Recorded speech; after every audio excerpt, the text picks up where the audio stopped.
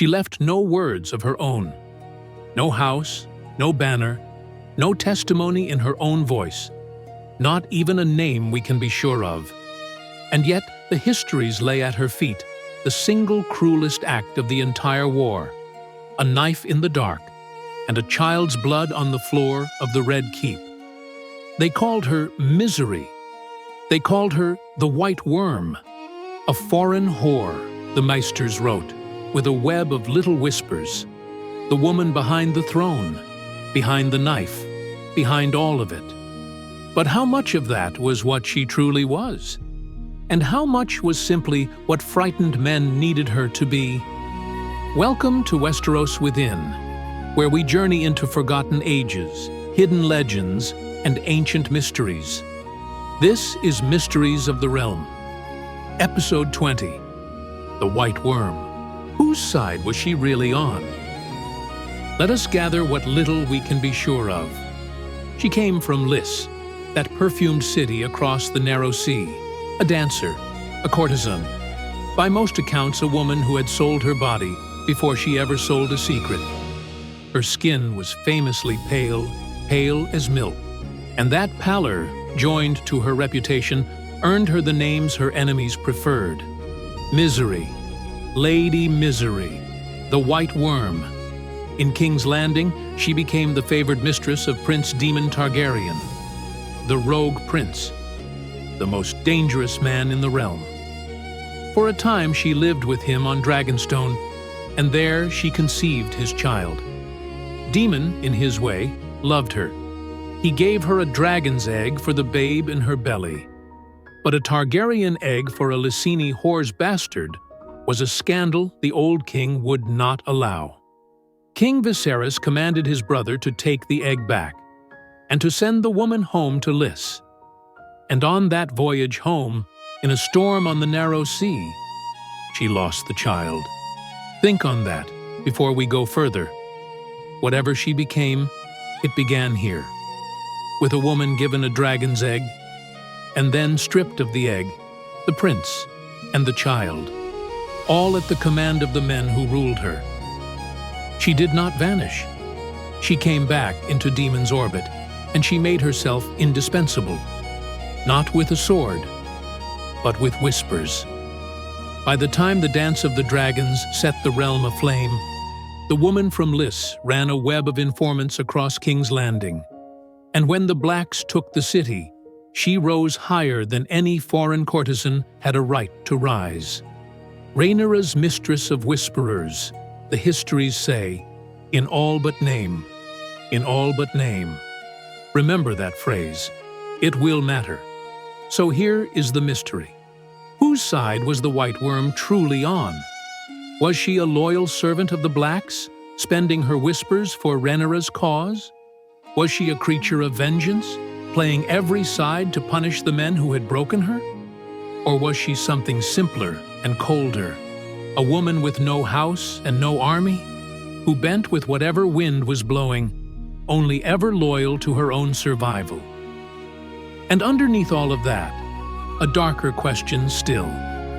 How much of the dance did this woman secretly steer?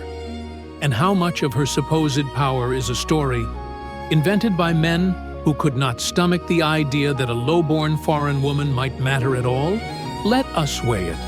Begin with the loyal servant, the faithful black. There is a real case for it. When the city rose in riot, it is recorded that Mysaria brought warnings to Rhaenyra of the unrest before it broke. She did the work of a true mistress of whisperers, an early eye on a city about to burn. And when the end came, she did not flee to the side that was winning.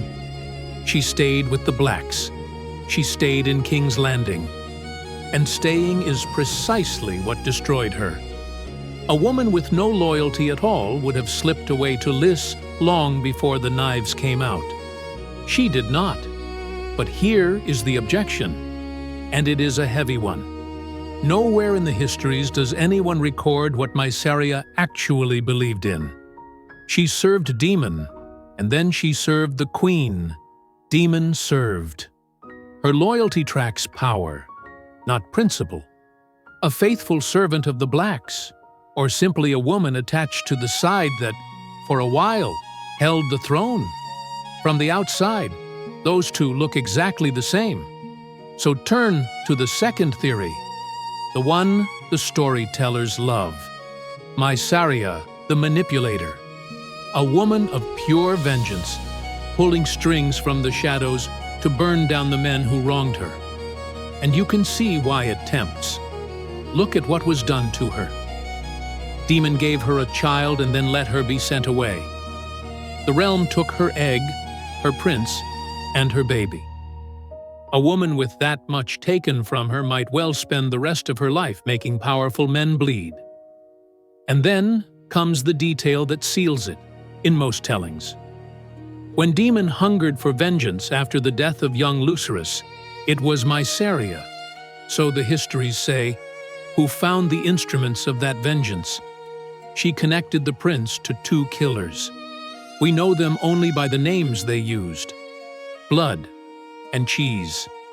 They walked into the Red Keep, and they murdered a sleeping 6-year-old prince to settle a debt of a son for a son.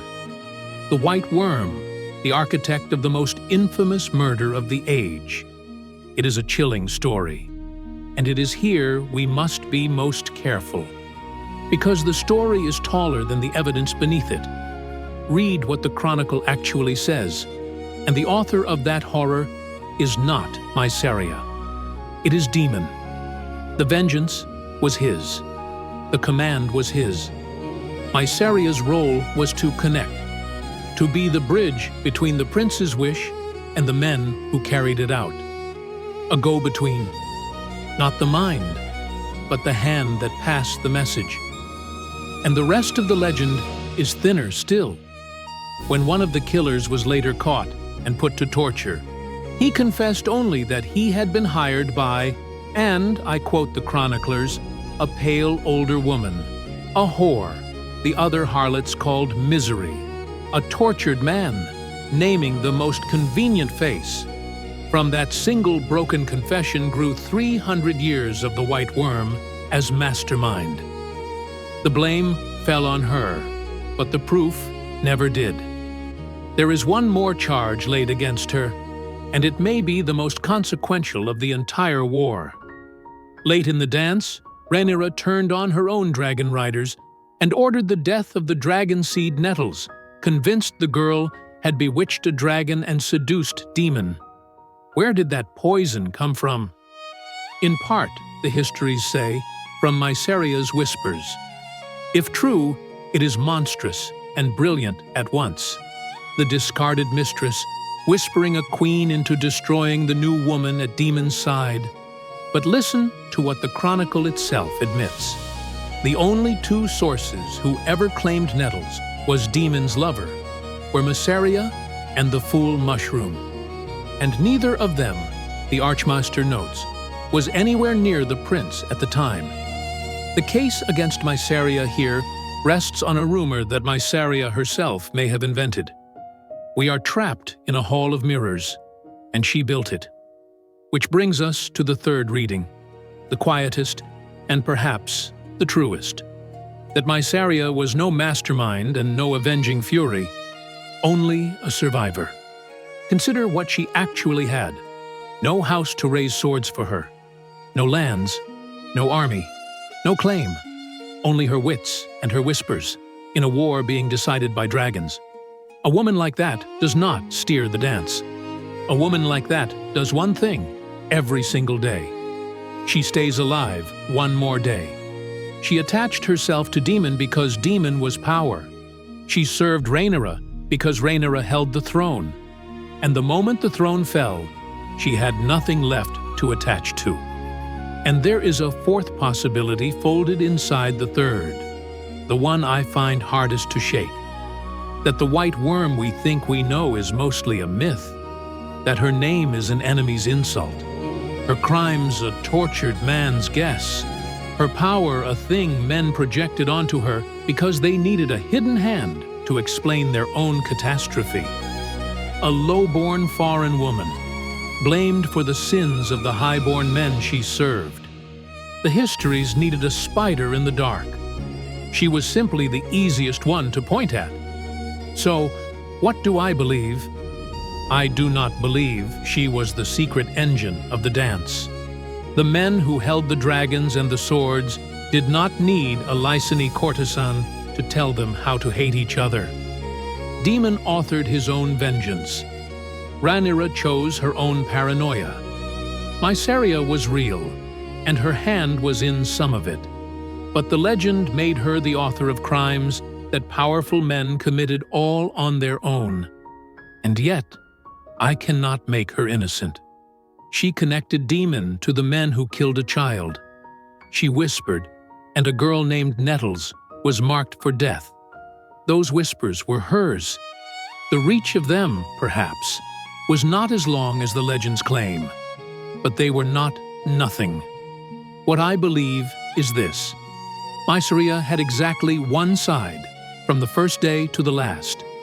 Not the blacks, not the greens, herself. The survival of a woman the world had given nothing and taken everything from. She bent with every wind because bending was all she had, until the day the wind turned cold, and a city that needed someone to punish stripped her bare and whipped her through the streets, and her own long talent for survival finally ran out. We will never hear her speak. She left no testimony, no defense, no version of her own. The White Worm is not a woman the histories remembered. She is a shape they drew in the dark, in the outline of their own fears. So tell me this: was Mysaria a loyal servant, a vengeful mastermind, or only a survivor doing whatever it took to live? Write it in the comments. I read every theory. And if you want to be here when we unravel the next mystery, subscribe to Westeros Within and join me for the next chapter.